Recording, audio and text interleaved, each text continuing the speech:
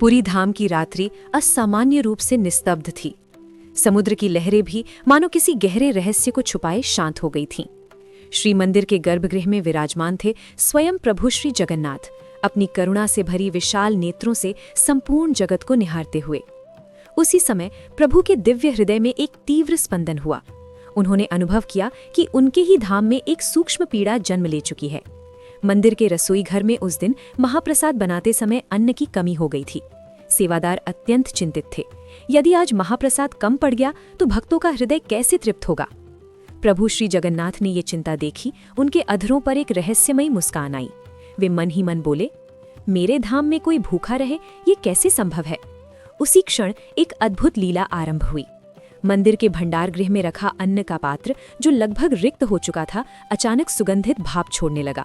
किसी ने उसमें नया अन्न नहीं डाला, फिर भी वो धीरे धीरे भरने लगा। चावल के दाने मानो स्वयं प्रकट हो रहे थे। दाल की हांडी में उबाल बढ़ गया। सब्जियों की मात्रा दोगुनी हो गई। रसोइये विस्मित थे। वे समझ नहीं पा रहे थे कि ये कैसे हो रहा है। पर गर्भगृह में विराजमान प्रभु के नेत्रों में करुणा और आनंद की आभा और भी प्रखर हो उठी। रात्रि को जब महाप्रसाद वितरित हुआ तो हजारों भक्तों ने तृप्त होकर भोजन किया। पर चमत्कार यहीं समाप्त नहीं हुआ।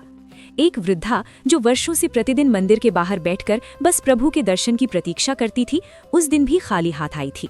उसे लगा कि आज अन्न कम है, वो दूसरों का हिस्सा नहीं लेगी। वो लौटने लगी। तभी मंदिर के मुख्य द्वार पर एक छोटी बाल आकृति प्रकट हुई। उसके नेत्र विशाल और गहरे थे, स्वर मधुर था। उसने वृद्धा के हाथ में गर्म महाप्रसाद का पात्र रख दिया और मुस्कुराकर बोला, तुम मुझे प्रतिदिन प्रेम से पुकारती हो और आज बिना प्रसाद लौट जाओ, ये कैसे हो सकता है।